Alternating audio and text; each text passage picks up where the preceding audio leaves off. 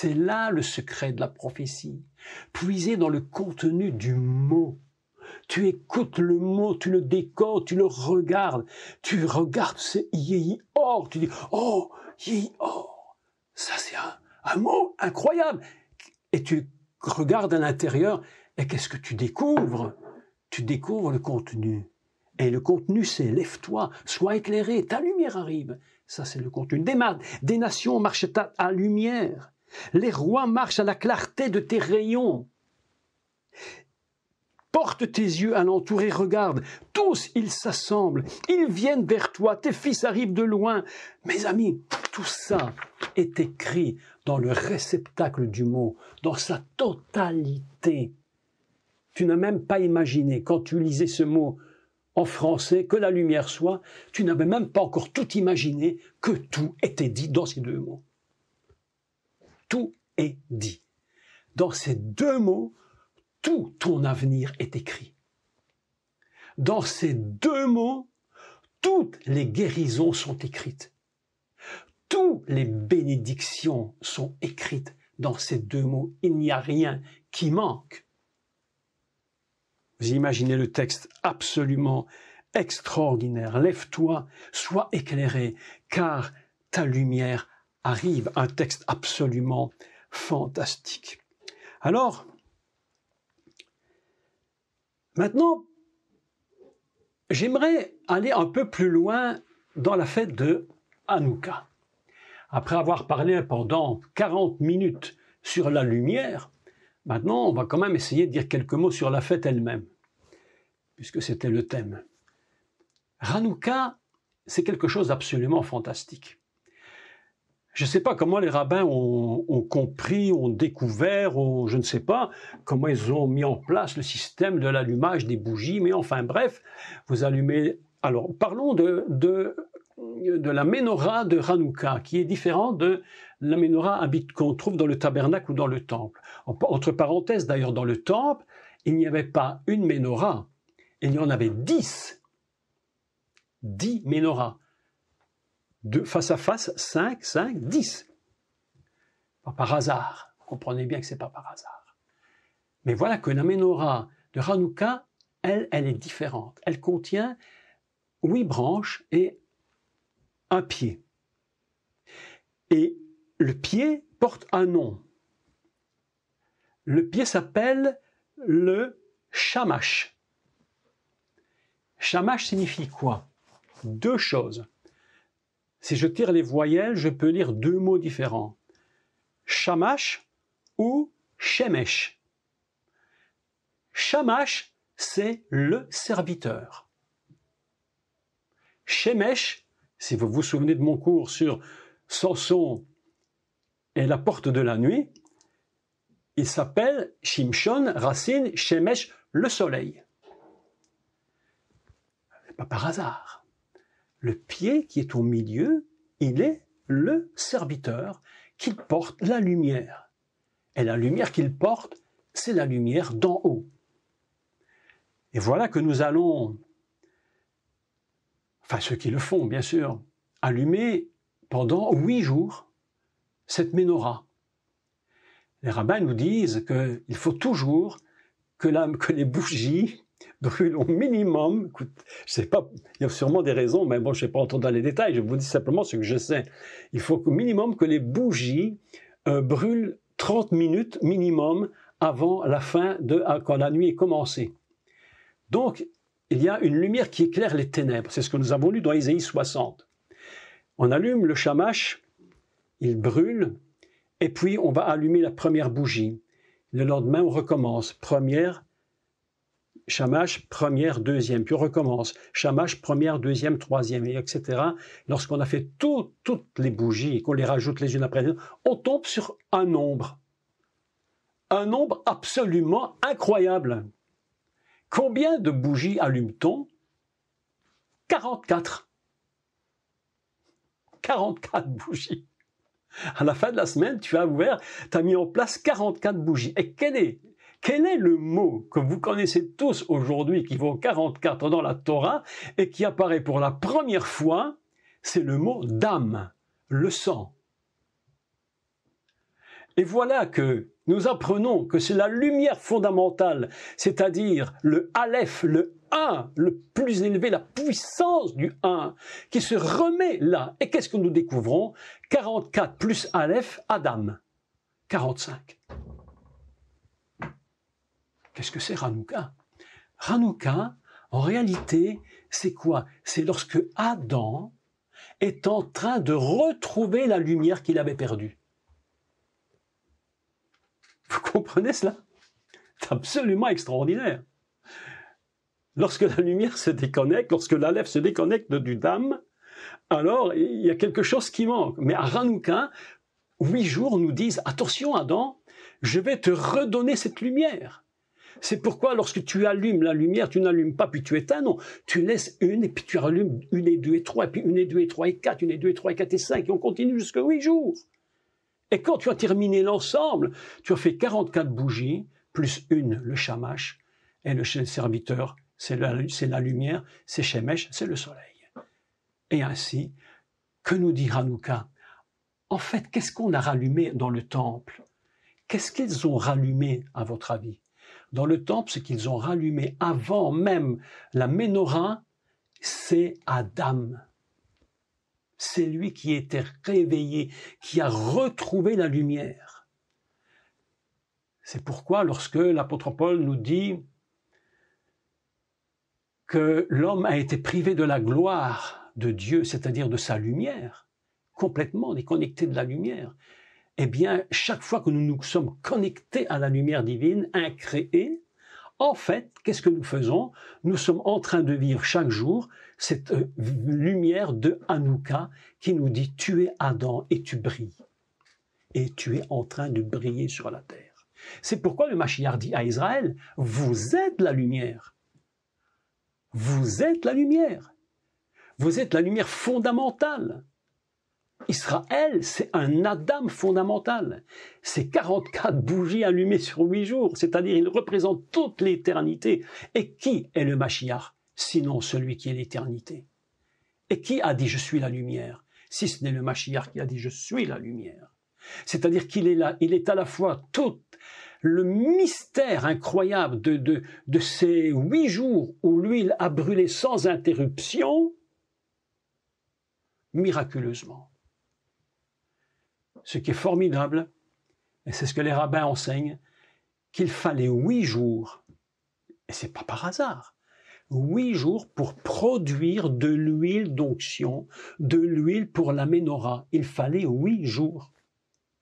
Et 8, c'est quoi? C'est l'éternité. Il faut toujours que le temple et la maison de Dieu soient en connexion avec l'éternité. Je vais même dire plus, parce que le mot n'est pas bon, pas en connexion, fondu dans l'éternité. Et c'est pourquoi vous avez constaté ceci. Souvent, nous l'avions dit souvent ensemble, que quand le Messie parle, quand Yeshua parle, il ne dit jamais « je vous donne la vie temporelle », mais il dit toujours « éternelle ». Il est connecté sur la dimension de Hanouka céleste, si vous voulez, cette dimension de 8, toujours éternité. Toute bénédiction vient du Père des Lumières, nous dit la Bible, n'est-ce pas? Du Père des Lumières. Quelles sont ces lumières? Yehi Or, la bénédiction, la parole de l'Éternel, la greffe, Sion, c'est tout la même chose. Tout est dans la même idée, c'est le même, il n'y a pas de différence. Vous voyez que la puissance de 2 mots hébreux sont tellement impressionnants qu'on est en train de découvrir que dans 2 mots seulement, 2 mots, toute l'histoire du salut de l'humanité, du monde et de tout ce qui existe est écrit dans le réceptacle de ces 2 petits mots. Vous imaginez maintenant toute la puissance de tous les mots de la Torah. C'est pourquoi Yeshua a dit « Moïse a écrit de moi ». Évidemment, il n'a pas écrit dans sa Torah « Yeshua va venir tel jour à telle heure ». Non. Mais tout est écrit dans le réceptacle. Tout est écrit à l'intérieur. Et c'est à nous de rentrer. La Bible nous dit, Dieu dit « Cherchez-moi. Cherchez-moi et vous me trouverez ». Nous prenons le réceptacle et certains regardent seulement le tour. Ils regardent le vase et ils disent « Ah ben oui, en effet, j'ai vu Yehi Or. » Ah ben oui, il a dit, oui c'est vrai, c'est biblique, hein. On ne peut pas dire qu'il mente, hein. Ben oui, évidemment. Mais ce que Dieu te dit maintenant, tu as regardé Yehi Or, mais maintenant tu n'as rien.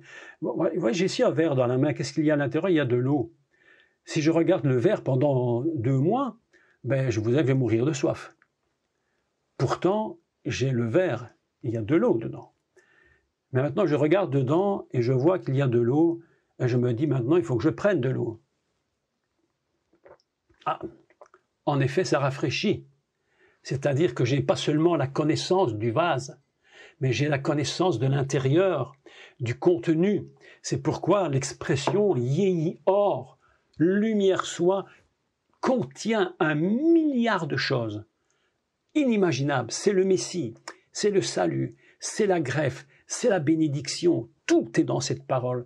Nous nous connectons à une seule parole que Dieu dit, une seule parole. C'est pourquoi je répète souvent ceci, dis seulement un mot. Parce qu'à l'intérieur du mot, toute la lumière incréée qui porte la bénédiction, donc la bracha, tout est à l'intérieur. Et là se trouve la guérison. Dis seulement un mot. Et le Seigneur dit un mot. Si tu lui dis un mot, il ne te dit pas 3, hein, il te dit un mot. Il dit va. Va. Va. Et la Bible nous enseigne qu'il est parti. Et quand il est revenu, il a vu que son serviteur était guéri. Et il a demandé, mais à quelle heure ça s'est produit? Il dit, c'est passé à telle heure. Ils reconnurent que c'était bien l'heure à laquelle le Messie avait dit, va. Mes amis, je te parle ici d'une grande puissance de Dieu. Je ne te parle pas de n'importe quoi. Je te parle d'une grande puissance de Dieu. Un seul mot du ciel prononcé par Dieu, c'est l'éternité qui se déplace pour toi. L'éternité qui t'englobe complètement, complètement. Ainsi, nous apprenons que les 8 branches représentent l'éternité, que les 9 branches, écoutez bien maintenant, représentent Adam. 45, 4 et 5, 9. Et 9, c'est quoi? C'est l'engendrement, c'est la vie. Qu'est-ce que c'est Hanouka? C'est redonner à la lumière incréée la possibilité de redonner de la vie. C'est ramener l'éternité dans la maison de Dieu. La maison de Dieu vit tellement dans la temporalité. On vit dans les systèmes, on vit dans les choses terrestres. Je ne suis pas contre qu'on fasse un club de football ou tout ce que vous voulez pour nous. Non, mais fondamentalement, la maison de Dieu, c'est autre chose. C'est autre chose que ça. C'est la dame complètement, je dis, brûlant de la lumière incréée. C'est pourquoi la fête de Hanouka, c'est 9 lumières. Le serviteur ou le soleil, 8 branches, c'est l'éternité. Le nombre de bougies allumées, c'est 44, plus le serviteur 45. 45, c'est Adam, 4 et 5, c'est 9, 9, c'est le nombre de branches, et c'est l'engendrement. C'est pourquoi il y a dans cette fête absolument quelque chose de surnaturel, absolument magnifique. Vous comprenez ces choses? Vous comprenez ces choses? Il y a un texte qui est un texte terrible, j'aimerais qu'on le lise aussi ensemble, très connu, et pourtant vous allez voir quelle puissance dans le texte. Moi j'essaie de toujours lire un texte, quand je lis un texte aujourd'hui, j'essaie toujours d'extraire la puissance du texte, ne pas lire basiquement, parce qu'évidemment l'évangile de Jean, on peut le lire, on le connaît, c'est bien de lire pour lire, mais il faut extraire la réalité de ce qui se cache dans le texte, rentrer dans le vase et comprendre. Écoutez ce qu'il dit. Évangile de Jean, chapitre 1, verset 1, c'est très facile. Tout le monde connaît. Au commencement était la parole. Yehi Or. La première fois que Dieu parle dans la Bible, la toute première fois qu'on entend la voix de Dieu qui résonne, c'est quand il dit « lumière soit ». Vous êtes bien d'accord? Avant, on ne fait qu'expliquer des choses. Enfin, on ne fait que, c'est pas ne faire que, c'est très puissant. Mais la première fois qu'on entend la voix de Dieu, c'est concernant de la lumière. Au commencement était la parole. Il parle. Cette parole dit lumière. Et la parole était avec Dieu, et la parole était Dieu. En elle, toutes choses ont été faites par elle, et rien de ce qui a été fait n'a été fait sans elle. Écoutez bien le texte, parce que vous allez voir ici quelque chose de très important. En elle était la vie.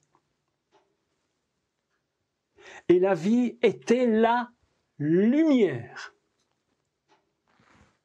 On ne parle pas de n'importe quelle lumière. On parle de or, la lumière incréée. En elle était la lumière. La lumière, lui, dans les ténèbres. Et les ténèbres ne l'ont point reçu. Il y eut un homme envoyé de Dieu, son nom était Jean. Je continue la lecture. Il vint pour servir de témoin. Écoutez le texte ici. Écoutez le texte extrêmement puissant, extraordinairement fort. À quoi servait Jean le Baptiste? Jean le baptiseur. À quoi servait ce monsieur? Il y eut un homme envoyé de Dieu. Déjà ça, c'est pas monsieur n'importe qui. On est d'accord avec ça? Pas monsieur n'importe qui. C'est un homme envoyé de Dieu.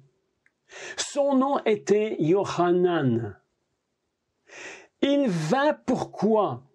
Pour servir de témoin, pour rendre témoignage à la lumière. Pesez les mots. Pesez chaque mot, chaque syllabe. On parle depuis 1 heure de la lumière incréée. Il vient pour rendre témoignage à la lumière incréée, celle qui contient toutes les bénédictions. Il rend témoignage à Sion, il rend témoignage à la grève divine. C'est pourquoi il est venu. Est-ce que vous comprenez la puissance du texte? Il vint pour servir de témoin. Ode, on appelle ça ode.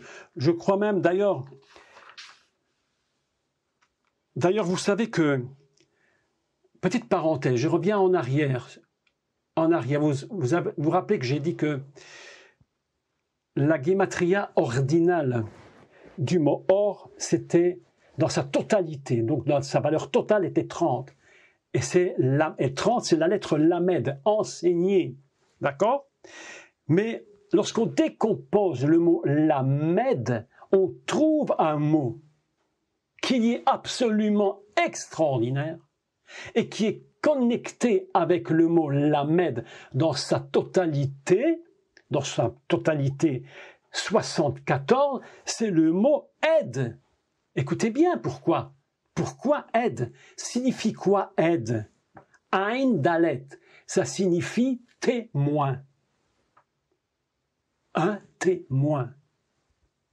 Autrement dit, Jean est envoyé de Dieu, il a toute la puissance de Dieu et l'onction, et en ayant toute l'onction de Dieu, Jean, il est par la lumière incréée capable de comprendre et devenir lui-même témoin de la lumière. Comment peut-il être témoin de la lumière incréée? Parce qu'il est lui-même venu de cette lumière.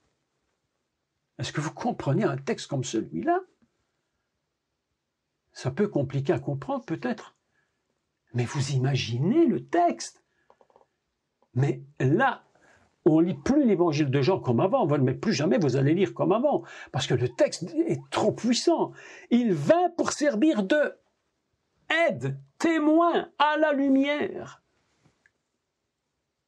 afin que tous crussent en lui. C'est absolument extraordinaire. Je ne sais pas si vous sentez comment le texte est puissant. Il y a une telle force dans ce texte de l'évangile de Jean. Cette lumière, écoutez, c'est mot pour mot très pesé, très très pesé dans la balance. Cette lumière était la véritable. Il y a plein de lumière dans ce monde, plein de lumière. On essaie de nous raconter tout et n'importe quoi, et tout est n'importe faux, mensonge partout. Mais cette lumière était la véritable lumière qui, en venant dans le monde, éclaire le monde. Et là, il dit au peuple d'Israël, vous êtes la lumière du monde. Vous imaginez la responsabilité d'Israël? Être la lumière du monde, être capable de porter comme témoin au monde la lumière incréée, cette lumière de la première bénédiction qui est une bénédiction qui englobe toutes les bénédictions. À chaque fois qu'une bénédiction vient sur nous, en fait, ce n'est qu'une goutte qui tombe de la véritable bénédiction unique. Je vous dis une vérité. Il y a un seul Dieu, il y a une seule bénédiction, il y a une seule lumière. Et quand nous disons Seigneur bénis-nous, en fait nous nous connectons dans la seule et unique bénédiction, celle du commencement. Celle dans laquelle Dieu dit Yéhi or, lumière soit. Abraha, la bénédiction. Et c'est la raison pour laquelle, lorsque Dieu crée Adam, il va lui dire Vaïbarer. Ça vient de quoi Vaïbarer? Abraha, la bénédiction. Soyez bénis. Je vous bénis. Je vous donne la capacité de vous mettre à genoux devant moi pour connecter toujours la lumière incréée. Il n'y a aucune bénédiction si d'office nous ne sommes pas dans la bénédiction céleste. Nous ne pouvons prier véritablement le Seigneur que lorsque nous sommes complètement en lui. C'est cette prière qui est efficace. Parfois, on a l'impression que nos prières sont sèches, qu'il n'y a rien qui passe. On a l'impression qu'on prie dans le vide et vide. Mais c'est toi qui le crois. Mais parfois, ces prières que tu crois être dans le vide sont parfois beaucoup plus puissantes que ce que tu n'imagines. Parce que parfois, tu ne le sens pas, mais tu puises dans la bénédiction fondamentale qui est la parole et la lumière. Alors ne regarde pas tellement, ou n'essaye pas de croire que Dieu aime beaucoup ta prière parce qu'elle était super belle. Il y a des prières qui ne sont pas super belles, mais qui sont super puissantes.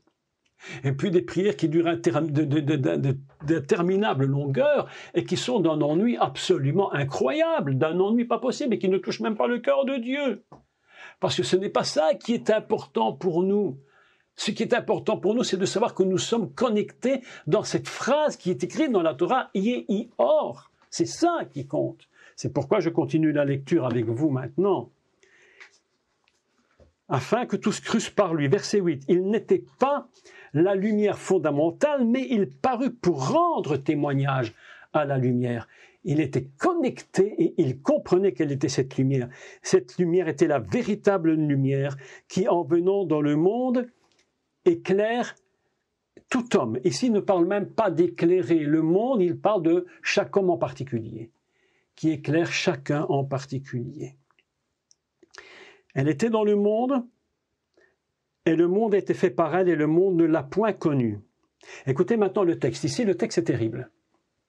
Le texte ici, il bascule dans une chose absolument, je dirais presque, oui, peut-être pas presque, complètement dramatique. Elle est venue chez les siens. C'est qui les siens? Au moment où il parle, c'est qui? Israël. C'est Israël. Elle est venue chez les siens. On va bientôt rentrer dans ce qu'on appelle la fête de Noël. Certains sont pour, certains sont contre. Ça me laisse totalement indifférent. Ce que je sais par contre, c'est qu'il y a un groupe d'hommes qui ont été extrêmement dans la bracha. Ils ont été extrêmement bénis. Et ce n'était pas les grands de ce monde ou les milliardaires de ce monde, c'était un groupe de bergers. Et franchement, ce qu'ils ont vécu dans leur vie, je crois que tout le monde voudrait le vivre. Ils étaient dans les champs les veilles de la nuit. Ici, on est en train de parler quoi? La fête de Noël? Nous, on parle de la Bible. On parle de la Bible. On parle de la venue du Messie sur terre. De la lumière qui est venue et qui s'est transformée en homme. Et la Bible nous dit une chose extraordinaire. Mais c'est plus que des petites scénettes d'enfants le dimanche à Noël ou non. C'est tellement grand. Il dit qu'ils ont une armée céleste est descendue du ciel pour chanter un cantique. Ils ont chanté un cantique. Moi, je voudrais entendre une chorale, un myriade d'anges qui chantent un cantique. Non, mais attendez, on est déjà parfois ébahis devant une chorale de 10 personnes qui chantent bien, mais une myriade d'anges. une armée d'anges qui viennent et qui chantent Hosanna dans les lieux très hauts, paix à tous les hommes de bonne volonté, un sauveur vous est né dans la ville de David. Mais mes amis, un sauveur nous est né dans la ville de David. Mais c'est ça qu'ils sont en train de chanter. C'est ça qu'ils chantent. Et ces bergers, avec leurs moutons, ils s'y attendaient même pas, mais tout à coup, ils entendent quelque chose d'absolument incroyable. Mais il faut, écoutez, franchement, je pense que les plus bénis de tous à ce moment-là, c'était pas le roi, c'était pas les grands, c'était les bergers, d'une simplicité incroyable, des gens simples. Et Dieu déplace une armée entière pour leur dire, mais le Sauveur est né. Il est né. Il est à tel endroit. Mais est-ce que vous comprenez ce genre de texte? Mais alors, on est en train de nous faire toute une histoire aujourd'hui avec Noël, pas Noël, mais tout ça. Mais je vous dis franchement, mais on s'en fiche complètement. Ce qui m'intéresse, c'est de savoir ce qui s'est produit. Et le texte est terrible. Elle est venue chez les siens, les Juifs, en Israël.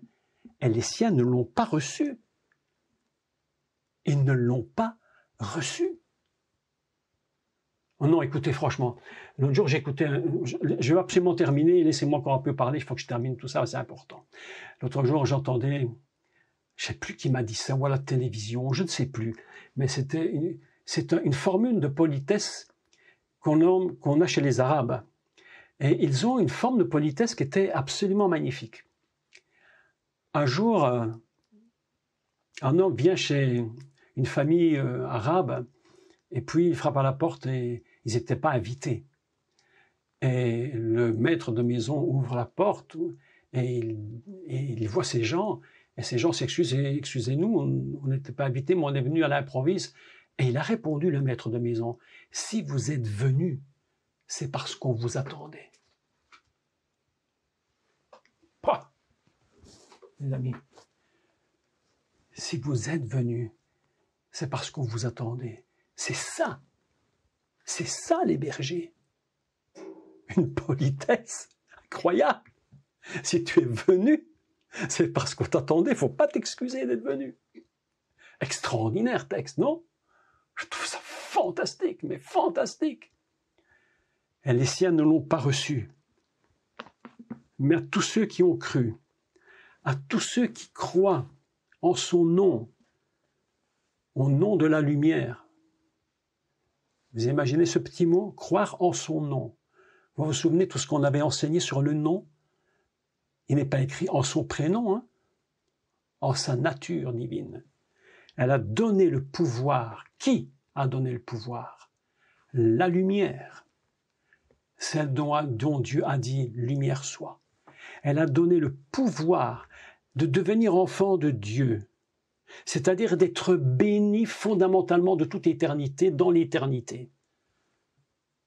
Si on peut arriver en tant qu'humain à comprendre que nous fonctionnons non plus dans un monde uniquement terrestre, mais que nous sommes complètement liés et fusionnés dans l'éternité, mes amis, on passe à autre chose. Et là, nous n'avons plus de souci d'attendre. On sait que Dieu a béni. On sait que la bénédiction est déjà dite de toute éternité. Elle ne peut que se produire. Parce que Dieu a parlé. Lumière soit. Ça veut dire que soit ma bénédiction, que soit Sion, que soit ma greffe avec mon peuple, que soit ma parole pour toi. C'est ça qu'il dit au commencement du monde. Vous imaginez, quand quelqu'un produit quelque chose ou construit un immeuble, une maison ou quoi que ce soit, si au commencement où il pense à ce qu'il va faire, si tout était déjà réglé dans sa tête avant de commencer, vous imaginez la puissance qui se dégage de ce qu'il fait. Mais c'est ce que Dieu est. C'est ce que Dieu est. La parole, donc, qui sont nés non de la chair, ni de la volonté de la chair, ni de la volonté de l'homme, mais ils sont nés de Dieu. Voilà un texte absolument extraordinaire. Donc, la grande tristesse pour Dieu, c'est lorsque la lumière s'éteint dans le temple. On peut beaucoup faire d'œuvres. mais perdre l'essence fondamentale qui est la lumière divine. Ce que Dieu désirait, c'est que la lumière soit rallumée. Dans le tabernacle, sans menorah, c'est les ténèbres. La seule chose qui éclaire le tabernacle, c'est le chandelier, la menorah. C'est pourquoi lorsque celle-ci s'éteint, lorsqu'elle diminue, alors on ne peut plus voir. Et on ne peut même plus, écoutez-moi, on ne peut même plus se refléter dans l'image de Dieu. Vous savez quel est le pouvoir de la lumière dans le tabernacle? Vous savez, un des grands pouvoirs de la lumière dont on parle très peu en finalité. On n'en parle quasiment jamais, peut-être, je n'ai jamais entendu en tout cas en parler, comme je vais vous en parler maintenant. La première chose qui se produit dans le tabernacle, lorsque la lumière s'allume, tout est en or à l'intérieur. Tout est en or. Les planches, les piliers, tout est en or. La première chose qui se produit, c'est que tu te reflètes dans les murs. Tu te vois dans le reflet de l'or. Tu te reflètes dans la gloire. Tout sacrificateur qui rentre dans le tabernacle se voit dans le reflet de la gloire. C'est pourquoi lorsque la lumière diminue, tu perds la gloire. Tu ne sais plus trop qui tu es. Tu te dis, tiens, il me semblait que j'étais, mais il me semble que je ne suis plus tout à fait. Avant, je priais beaucoup, maintenant je prie. Mais arrête. N'essaye pas d'arranger ces genres de choses. La seule façon pour te refléter dans la gloire, c'est de réanimer la lumière. C'est ça, Hanouka. Réanimer la lumière de la Ménorah et la rallumer au niveau de l'éternité afin que tu ne puisses plus jamais ne plus te refléter et récupérer ainsi la gloire de Dieu. Vous comprenez, le texte est absolument extraordinaire. Dans Matthieu 5,14, le Messie a dit « Vous êtes la lumière ». Aujourd'hui, nous sommes connectés, nous sommes greffés. Nous avons fait une greffe, n'est-ce pas? Comme je vous l'ai expliqué, on a fait la greffe, c'est-à-dire on a fait ce qu'on appelle « arkava ». Nous allons retourner dans la lumière pour nous regreffer, si nous ne le sommes plus. Si on est en train de se séparer de la greffe, il faut remettre la greffe. Arkava 232 égale à la parole Yehior, lumière soit. Nous nous remettons dans la greffe. À ce moment-là, la lumière s'éclaire. Et au moment où elle s'éclaire, nous commençons à nous refléter dans la gloire sur les parois du tabernacle. C'est ça la puissance de Dieu. Vous savez que la puissance de la lumière est très grande en Israël.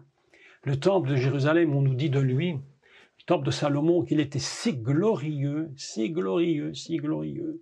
que lorsque le soleil brillait dessus, couvert d'or, on le voyait à des kilomètres, la lumière était à des kilomètres. Le parfum qui se dégageait du temple de Jérusalem était tellement puissant.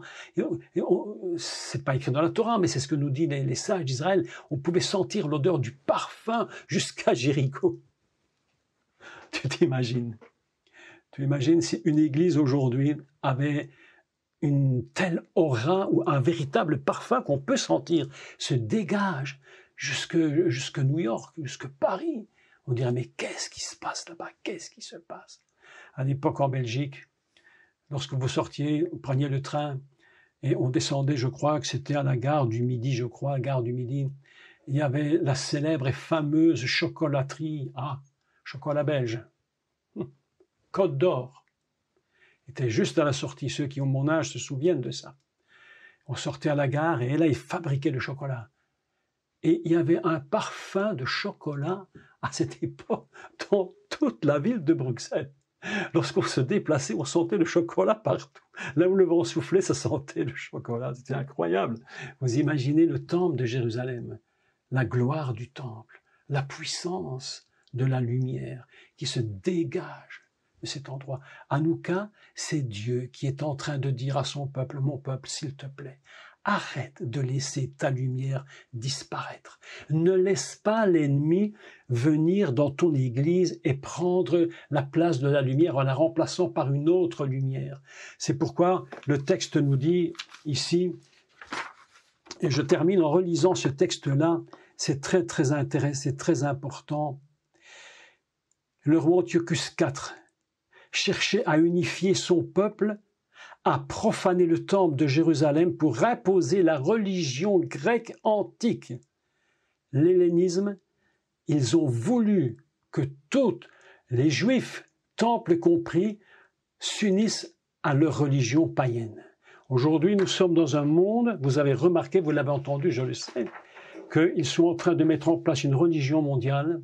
Ils ont déjà construit d'ailleurs une église en Allemagne, si je ne me trompe, où ils ont décidé que là, on pourrait faire une religion, tout le monde ensemble, et une grosse ratatouille. Un peu d'islam, un peu de judaïsme, un peu de christianisme, un peu d'hindouisme, un peu de bouddhisme, un peu de tout ce que tu veux. On mélange tout, on fait une bonne ratatouille, et puis tout le monde mange à cette casserole. Mais je vous dis, nous, les enfants de Dieu, il y a une chose que nous devons faire très attention maintenant, c'est de ne pas nous laisser séduire, et de refuser que la lumière fondamentale qui est notre bénédiction éternelle disparaisse.